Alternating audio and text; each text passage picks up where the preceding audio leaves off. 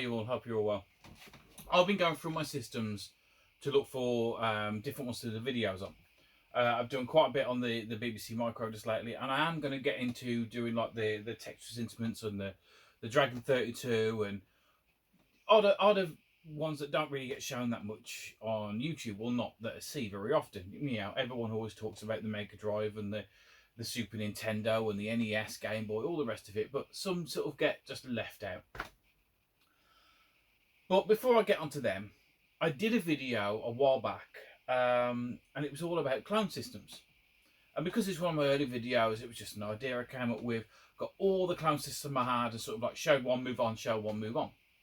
But this one is such an oddity, and there's so little information about it, that I think it deserves its own dedicated video.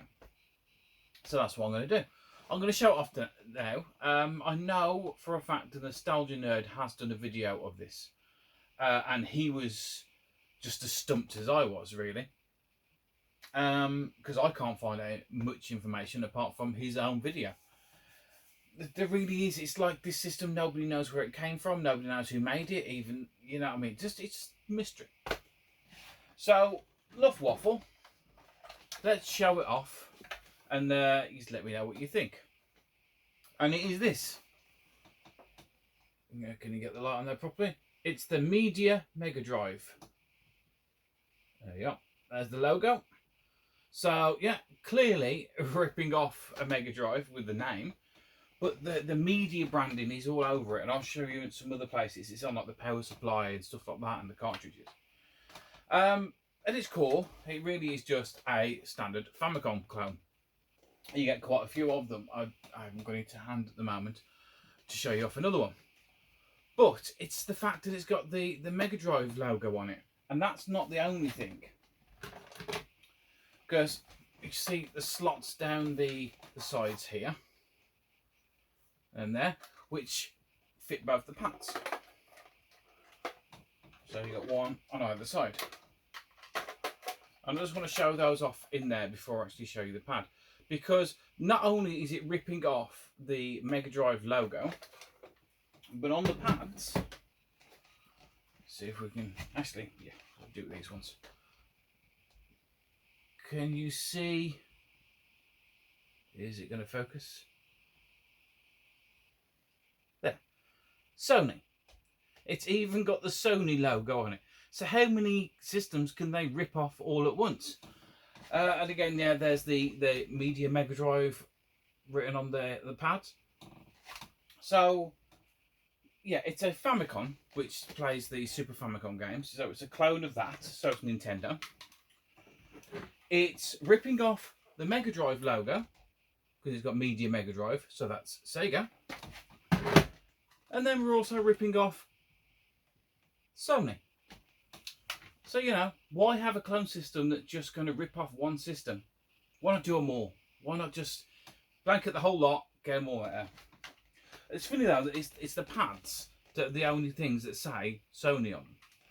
I haven't actually opened one of these up, but I bet if I open one of these up, there would be nothing inside, no chips, no nothing that say Sony on them. Sue them otherwise, wouldn't they? Right, let's put the pads down and have a quick tour around this system. So, as you see, it's actually, I like the styling of it. I do. It's kind of like the Mega Drive, the Master System one, kind of, yeah, I mean, getting that kind of vibe to it, but obviously with the slots down the side, that's the Famicom. Got a big eject button at the top, at there, which doesn't go back down unless there's another cartridge in there. See? It's a bit stuck. Quality this is. We've got 2 reset buttons. One resets, and can you guess what the other one does? Fuck all. 2 reset buttons for no reason. Round the back, you've got your RF out and your power supply in, and we've also got the other one, you know what I mean. Other ports as well. You can use earphones, and nice, really big power switch. As I said, you've not come here for really in-depth look into this, you're on my channel. It's Idiot's Guide. That's what it is. I got this. Somebody said they found it in their shed. They don't remember where they bought it. They just remember playing it when they were younger. And he sent it on to me. Said it comes with 2 wide pads. And if we have a look at the pads,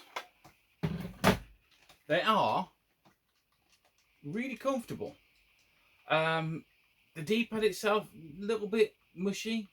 But like the GX 4000, you can see behind me there, I don't know whether it's just the moulding or whatever else, but it's such sharp edges around these. And you know, if you play a game for a while and you're rolling your finger around like that to move about, after a while those sharp edges really start to be a pain.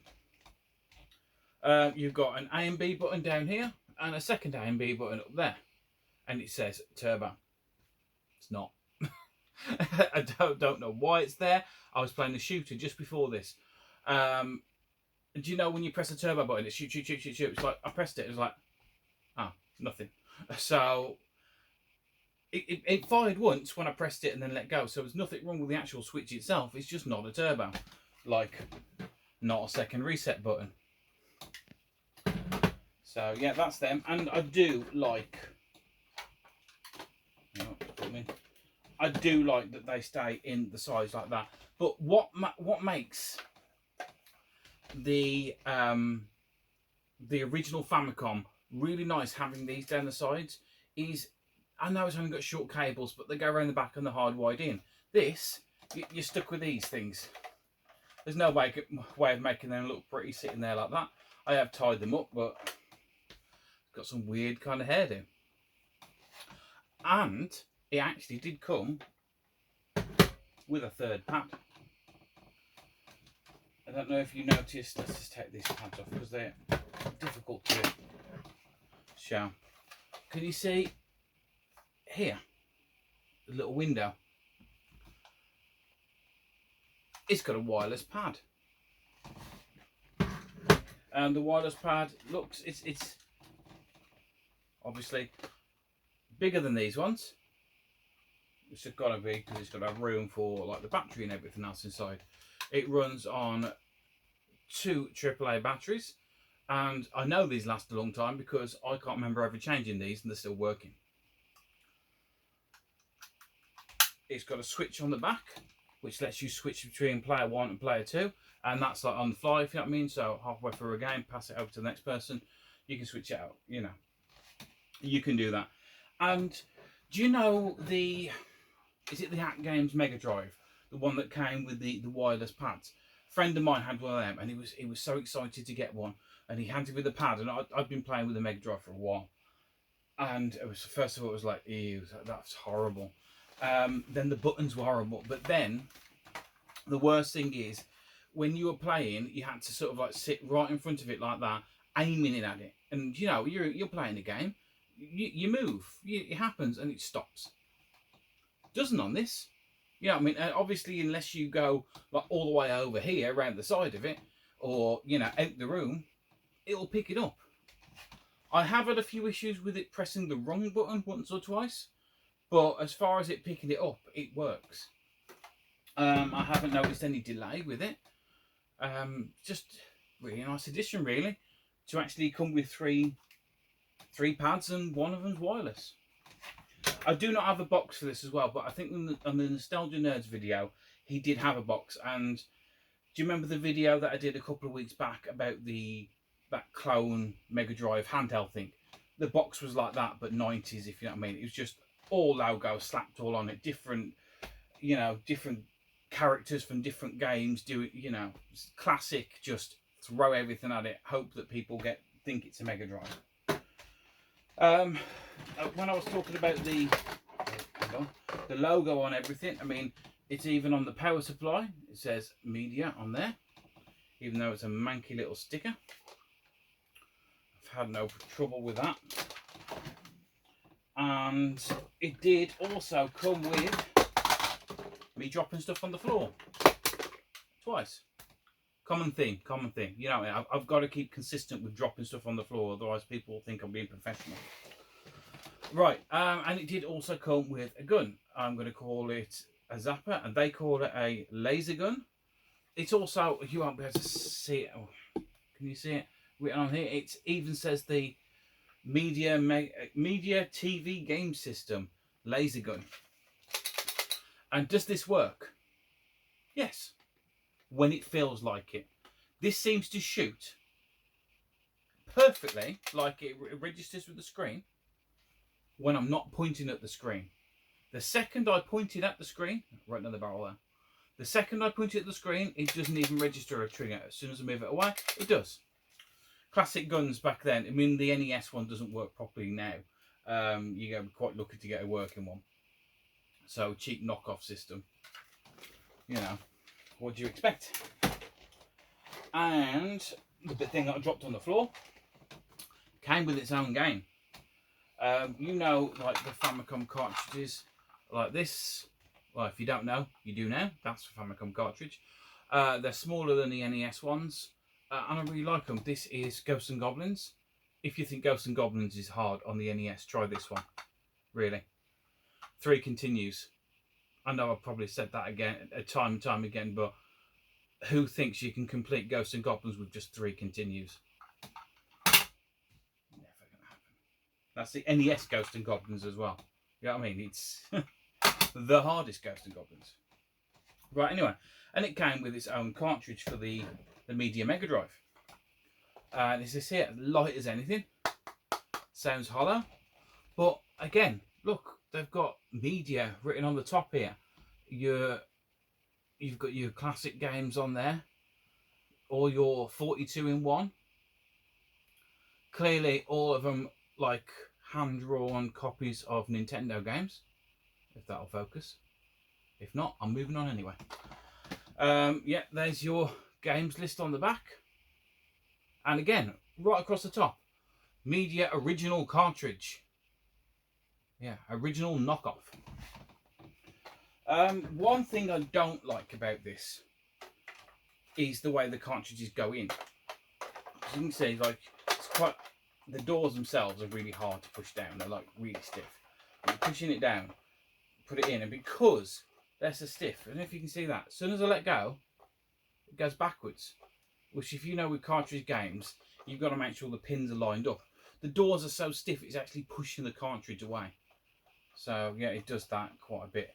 It doesn't do it so much with like original ones, but I think it's just because of the fit of them.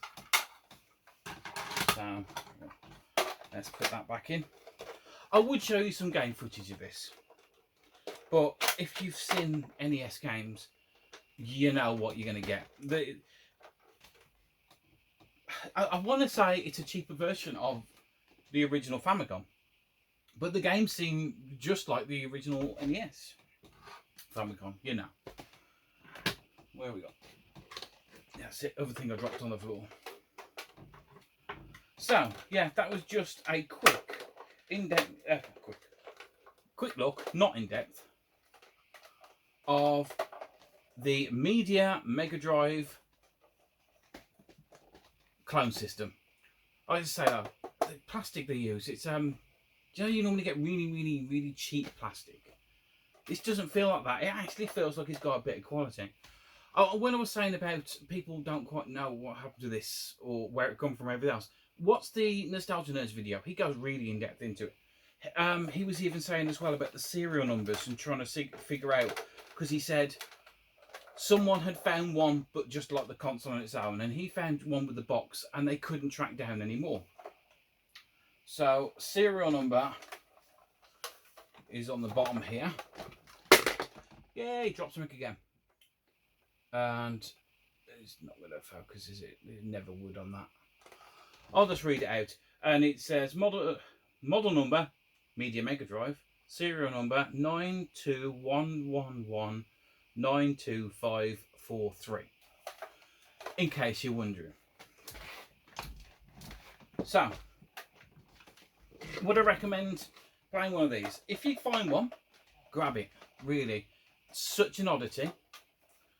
I love that it's ripping off so many things all at once. Does it fairly well, and it's a quite obscure system. Very lucky to have it in my collection. So yeah, that's enough of me waffling, talking about old systems nobody cares about. I have got some more videos coming up, as I said, with some different systems, and I will include some gameplay. I think that's the key with that is the BBC Micro was great, showing off a load, but then showing you games that I've discovered whilst playing it. And that's what's nice about collecting stuff now. It's like collecting stuff for systems I've never had, and then I'm sort of learning and discovering new games in 2021 that people played back in the 80s at school or wherever, or at home. It's all good fun retro. Right guys, that's enough for me. I'm still going to keep waffling. I will see you all again next time. Bye.